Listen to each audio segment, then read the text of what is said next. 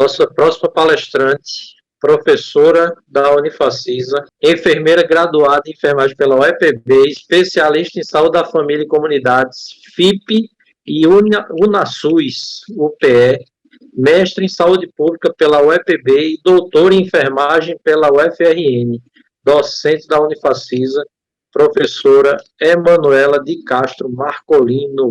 Seja bem-vinda, professora. Boa noite a todos. Então, para mim é uma honra muito grande estar aqui, né, nesse momento, hoje, participando de mais um dia do simpósio da LIASC, né, dessa Liga de Saúde Coletiva, que a gente tem muito apreço, principalmente pela temática, né, que discute, e também por ser um fruto do nosso grupo de saúde coletiva, que a gente tem, então, coordenado pela professora Romane, pela professora Micheline. Então, a gente fica muito feliz de estar nesse momento aqui debatendo uma temática com vocês tão significativa para a saúde coletiva e, desde já, né, agradecendo pelo convite e por esse momento, nessa noite de hoje. Então, eu vou apresentar aqui a minha tela, minha apresentação para vocês.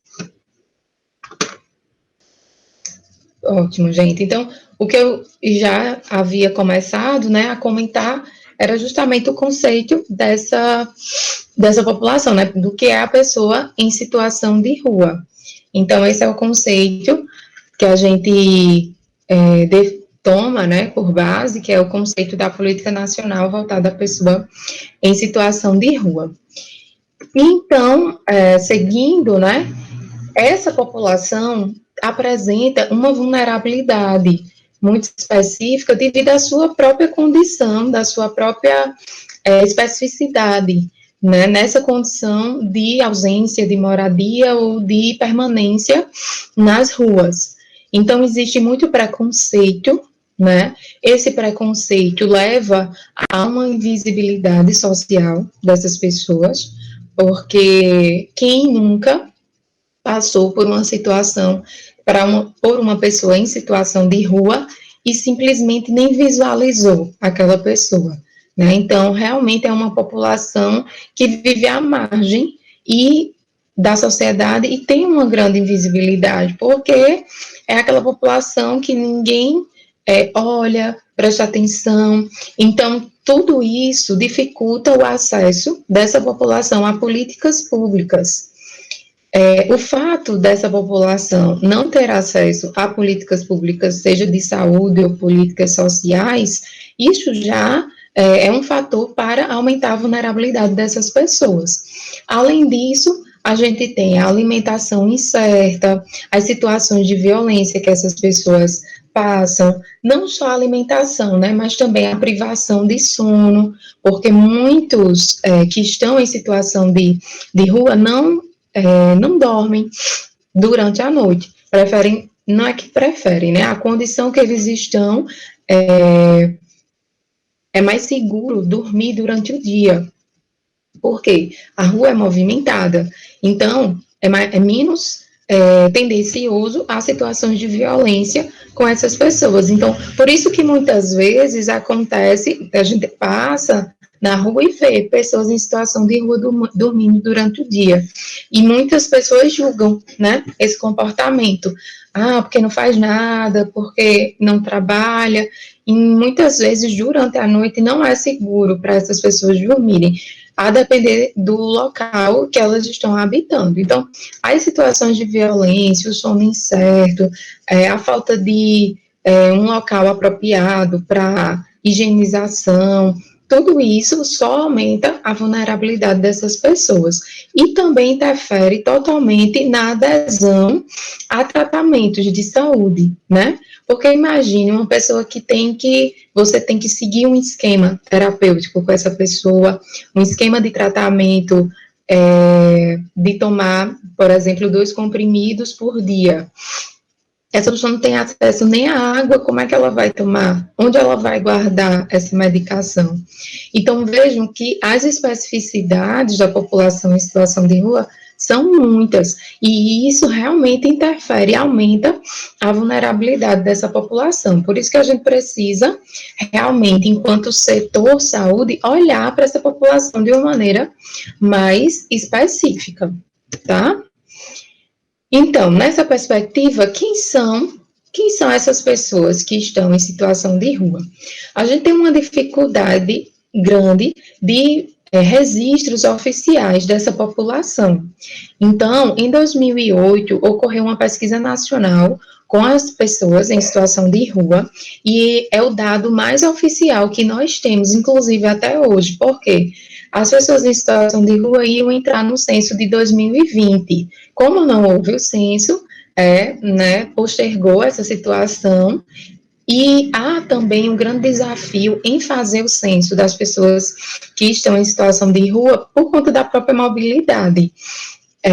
Pela característica, de mobilidade dessas pessoas, eles não têm um local fixo, então, muitas vezes você não consegue encontrar todos no ambiente, onde você vai lá fazer o registro. E um outro fator também é que essa população, ela realmente não, muitas vezes ela não quer aparecer, porque por questões familiares, por questões jurídicas. Então, tudo isso influencia nesse registro oficial dessas pessoas. Então, a gente tem, sim, alguns registros oficiais, mas a gente sabe que há uma subnotificação nesse quantitativo de pessoas, mas, no geral, essas pessoas que estão em situação de rua são, geralmente, na maioria, homens, jovens, entre 22 e 44 anos, negros, e pessoas que têm uma renda aí entre 20 e 80 reais por semana.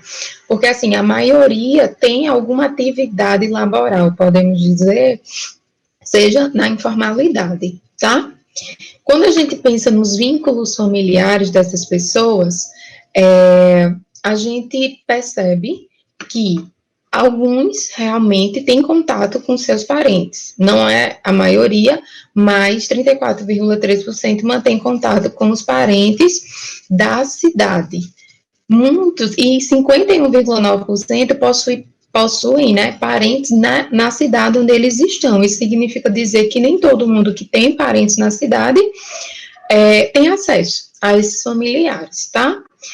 Apenas 39% dizem que tem uma relação boa com os familiares. Então, a maioria não tem uma boa relação com os familiares, e a gente reduz esse número quando os parentes moram em outra cidade, tá? Então, essa questão dos vínculos familiares é muito significativo, como eu falei para vocês desde o conceito inicial, porque é uma das principais causas que levam a pessoa à situação de violência de situação de rua, aliás.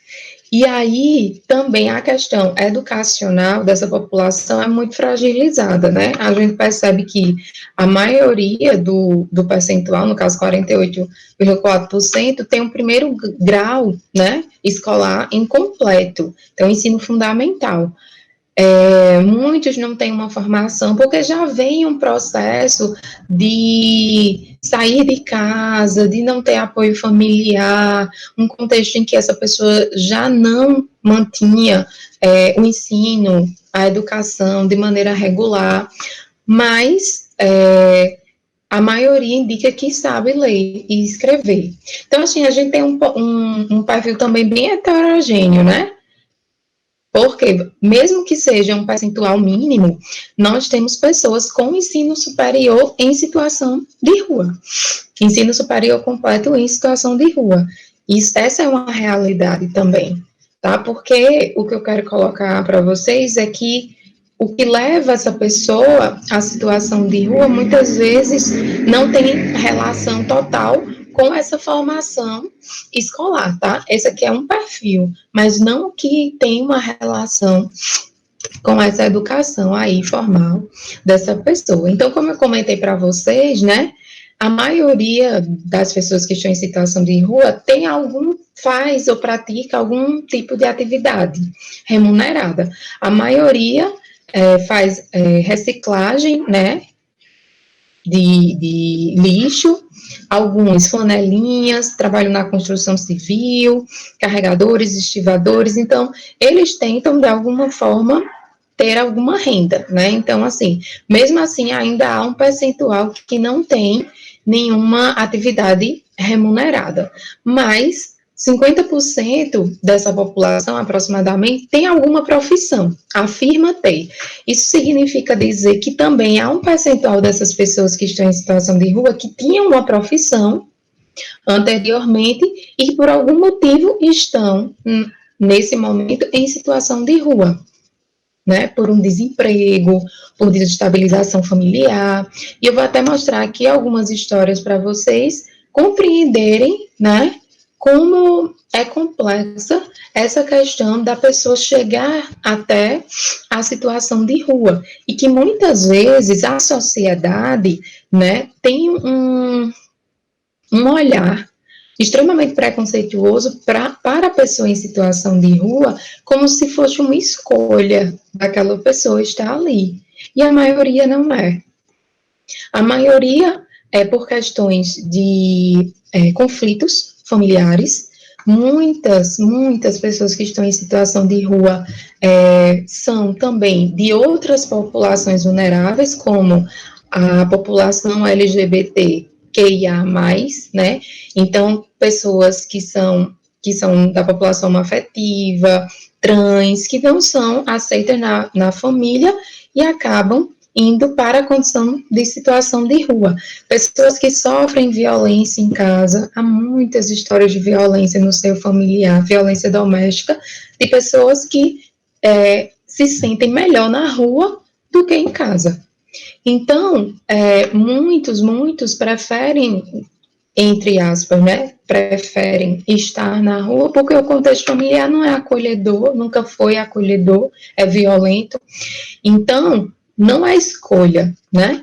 Muitas situações também têm a ver com desemprego. Então, pessoas que perdem tudo na vida, perderam o emprego, não tem nenhum suporte familiar e vão para a rua mesmo.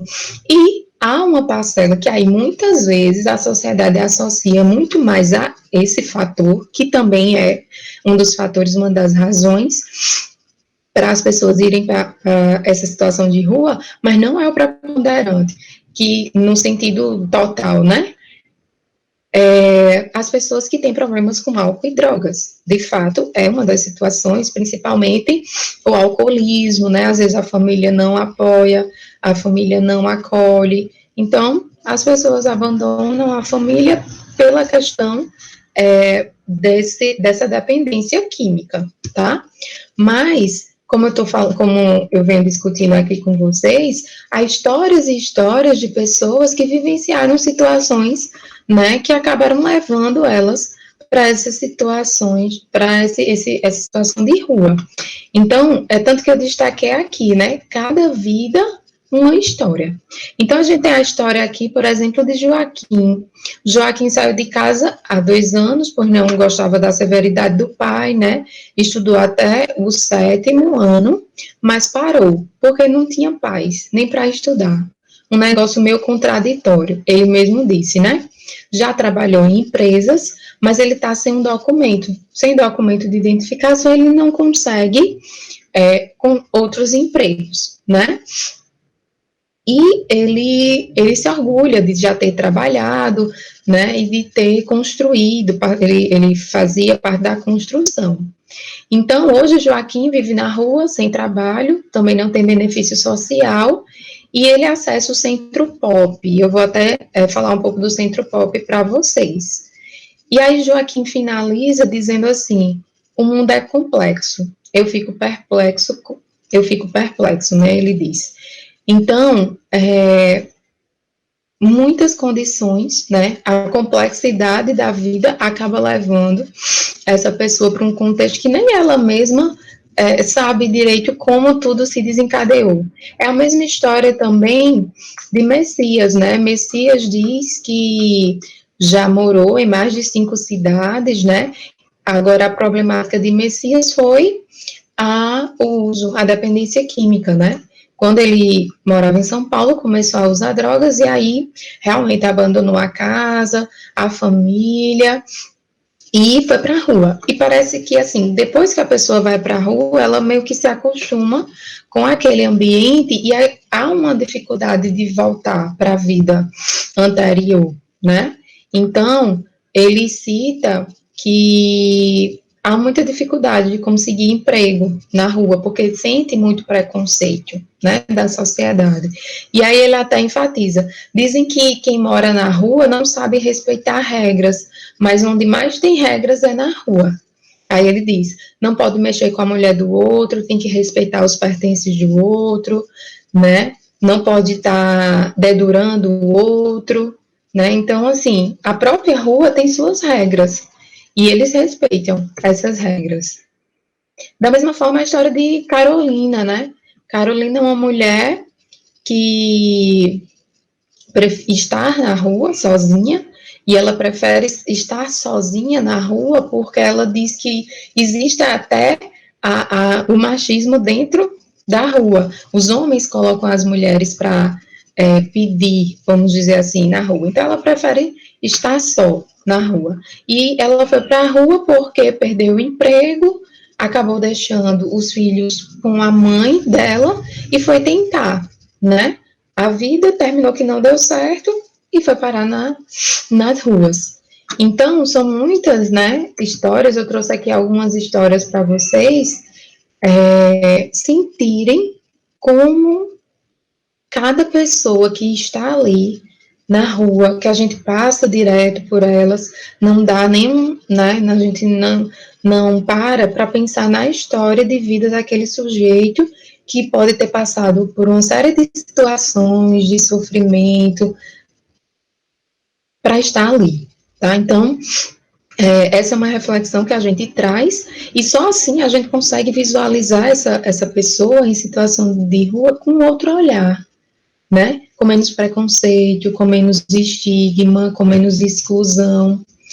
Então, hoje, a gente tem um dado de 2019 que mostra um aumento altíssimo, né, de pessoas, de famílias em situação de rua registradas no cadastro único, que é um cadastro da assistência social.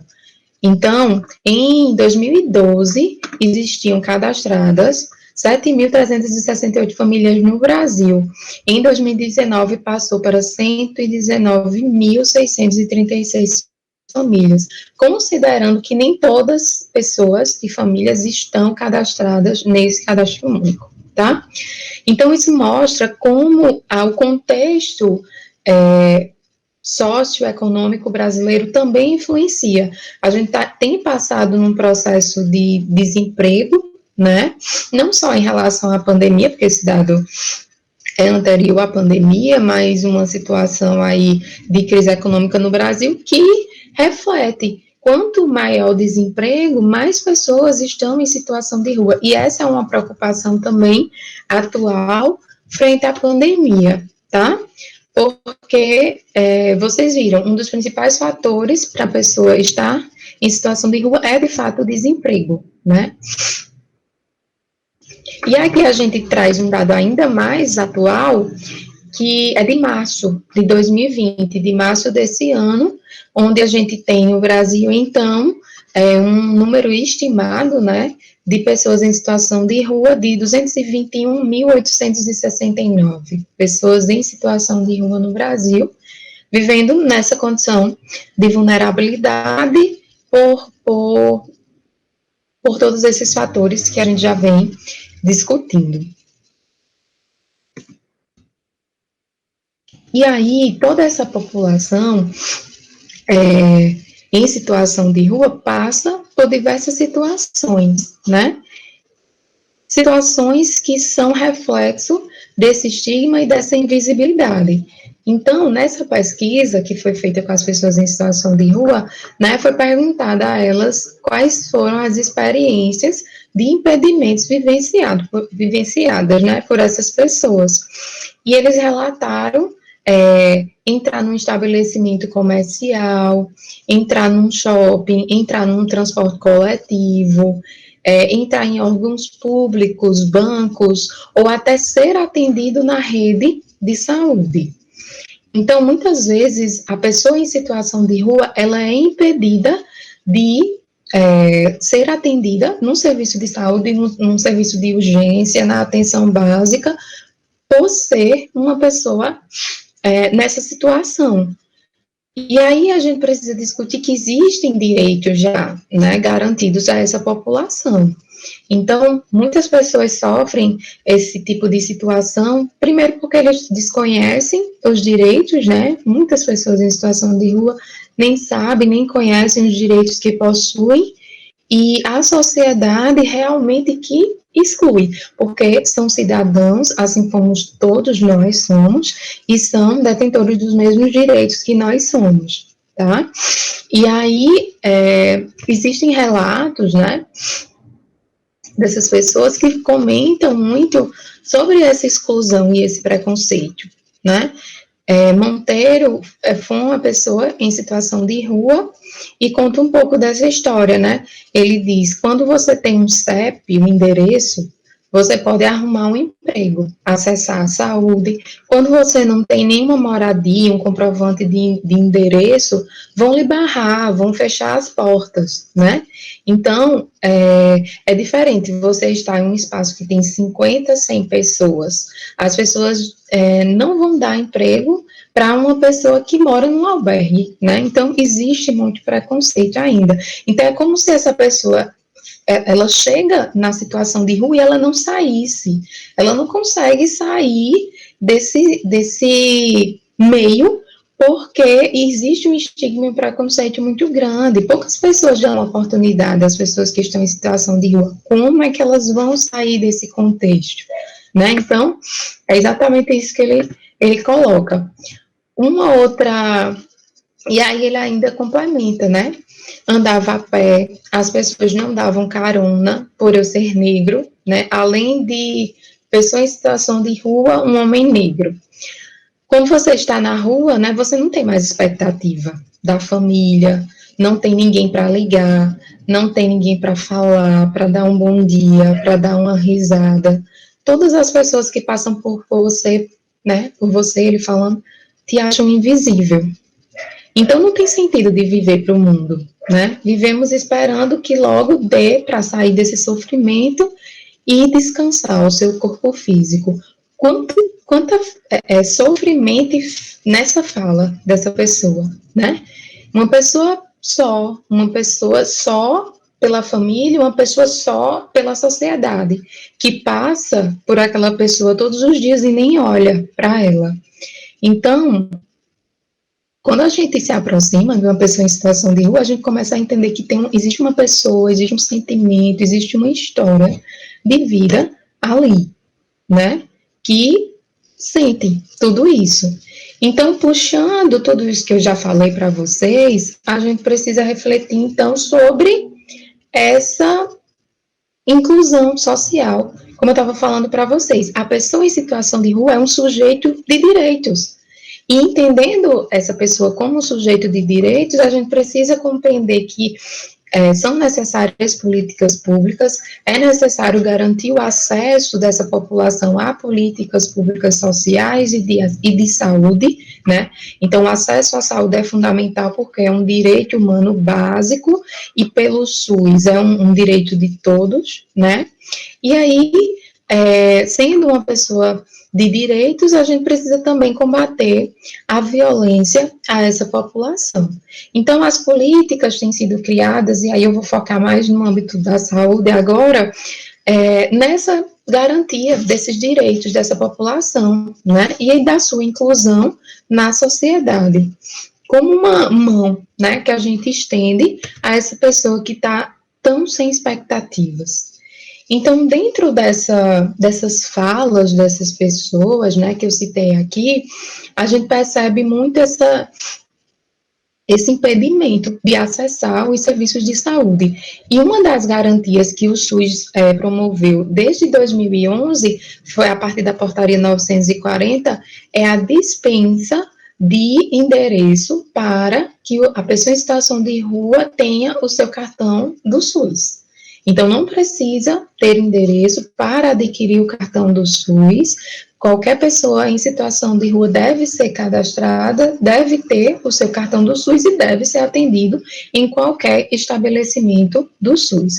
Como eu disse, o que acontece é o preconceito, a falta de acolhimento nos serviços de saúde, que quando olham uma pessoa em situação de rua, deixam para atender depois, menosprezam, porque a pessoa não está numa condição de higiene favorável, é óbvio, né? É óbvio que ela não vai estar, porque se ela não tem acesso a um banho de maneira adequada, é óbvio que ela vai estar com higiene prejudicada, e é o serviço de saúde que tem o papel de promover a saúde e não de excluir esse sujeito, de marginalizar mais ele ainda por estar numa condição de higiene precária. Então, a primeira questão é essa, né, que todos esses sujeitos são incluídos, são detentores de direito e não devem ser barrados em nenhum serviço de saúde no SUS. E aí a gente tem um instrumento no âmbito do SUS, que é o consultório na rua, que funciona e que tem uma proposta muito interessante de atenção a essa população, a partir de uma equipe multiprofissional, né, que pode fazer atendimento fixo ou móvel, né, onde essas pessoas estão. Então, a equipe vai até onde as pessoas em situação de rua estão localizadas, seja de dia, à noite, e na verdade a atuação do consultório na rua muitas vezes é à noite mesmo, é onde eles conseguem encontrar mais pessoas em situação de rua, porque durante o dia eles estão muito dispersos, né, alguns na sua prática informal de trabalho, né, ou dispersos pela rua, e à noite que a equipe do consultório consegue realmente encontrar as pessoas onde eles vão ficar ali durante a noite, né? Então, o consultório na rua faz parte do SUS e é uma proposta que realmente tem de levar saúde a essa população. No Brasil, em 2018, existiam 152 equipes do consultório na rua em 105 municípios. Sendo isso um dado aquém, um dado que ainda não é o melhor, o mais interessante, né? O que a gente idealiza que seria realmente o adequado. Por quê? Nós temos, no geral, 262 municípios elegíveis no Brasil para ter um consultório na rua, ou seja, seriam 307 equipes, e só existem 152. O que é um município elegível? É aquele município que tem mais de 100 mil habitantes e mais de 80 pessoas em situação de rua, tá? Então, tem que ter essa condição aí também para que o consultório na rua seja implantado no município, até por conta da necessidade, né? Então, quem compõe o consultório na rua? É uma equipe multiprofissional, como eu falei, né? No mínimo com 4 profissionais. Então, essa equipe ela pode ser composta por enfermeiro, psicólogo, assistente social, médico, de nível superior, né? E tem os profissionais de nível médio, agentes sociais, técnicos de enfermagem, tem também o agente, a gente pode ter como se fosse o agente comunitário de saúde, e tem o agente social, esse aí é o agente social, que é o que faz o elo entre a população em situação de rua e a equipe. É muito importante a existência desse agente social, e muitas vezes são pessoas que já passaram pela situação de rua, então já produz esse vínculo entre a equipe e a comunidade entre essas pessoas. E essas equipes, elas podem ser classificadas em 3 modalidades, tá? Né, que é uma modalidade mais simples, com 4 profissionais, e uma modalidade 2 ou 3, contendo, na verdade, a modalidade 3, que contém um médico, tá? Então, a modalidade 2, ela é mais ampliada, 6 profissionais, e a 3 é quando tem um médico e toda a equipe. tá? Então, como esse consultório na rua, ele vai atuar fazendo tanto atendimento direto a essa população, como fluxo e a articulação com as unidades básicas, os centros de atenção psicossocial, os CAPs, né, daquela área. Se eu tenho uma demanda de saúde mental nessa população em situação de rua, o consultório na rua articula com o CAPS, se a gente precisa, se o consultório na rua, por exemplo, não tiver uma van ou carro, porque isso não é a realidade de todas as equipes, articula com a unidade básica para fazer esse atendimento. Então, o consultório na rua tenta viabilizar ao máximo o acesso à saúde a essas populações, seja de maneira direta com a própria equipe ou com outras equipes. Então, faz essa articulação, tá? E aí, aqui no Brasil, a gente tem, hoje, basicamente, né, esse é um cadastro de fevereiro de 2020, esse quantitativo de equipes no consultório na rua, a gente tem mais quase 55 equipes em São Paulo, né? Existem equipes de consultório na rua em todos esses estados, menos em Roraima, tá? Paraíba tem 5 equipes de consultório na rua, praticamente concentrada em João Pessoa e Campina Grande. Aqui em Campina, a gente tem uma equipe do consultório na rua que faz toda essa articulação, atendimento às pessoas em situação de rua. Uma modalidade, inclusive, o residente da residência de saúde da família, que é articulado da Unifacisa com a Prefeitura Municipal de Campina Grande, atua no consultório na rua também, dentro da sua residência, tá?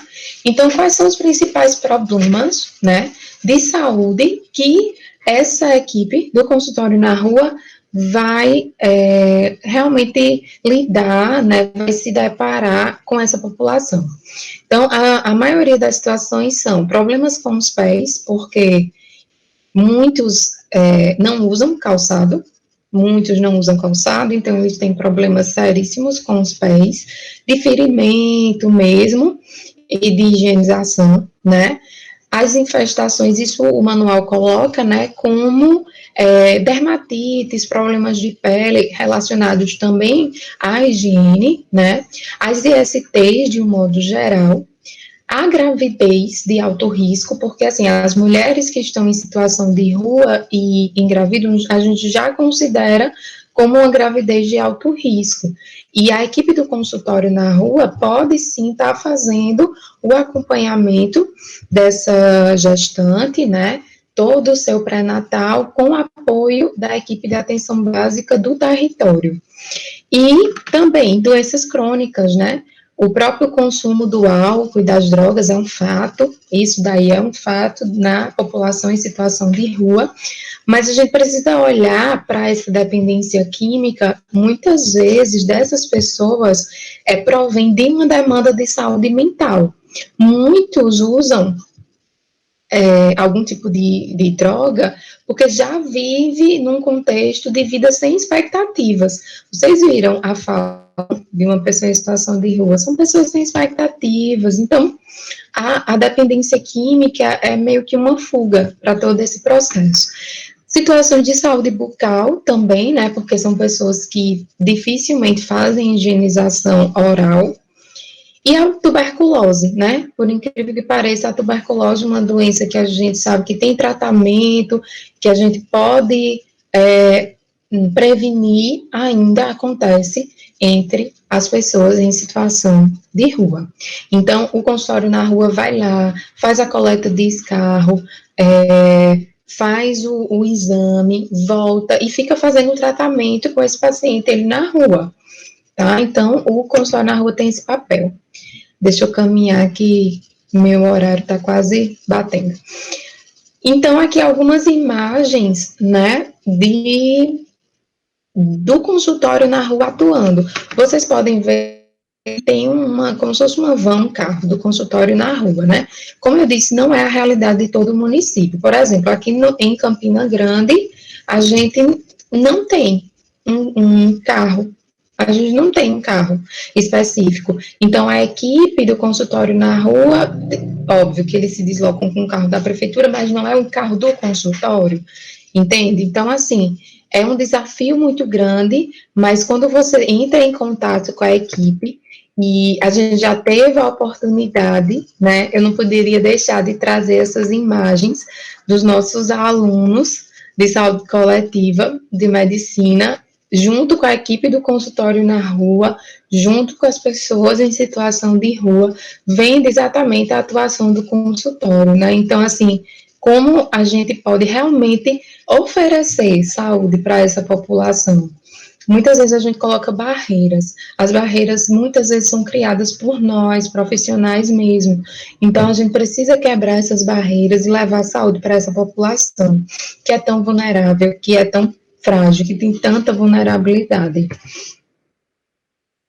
E aí, além do consultório na rua, existem algumas ações sociais que fazem parte da assistência social, né, que são instituições governamentais também de assistência social, como o Centro POP, né, tanto o Centro POP como o CREAS, como os abrigos institucionais, as casas de passagem, que oferecem abrigo temporário para essas pessoas, tá?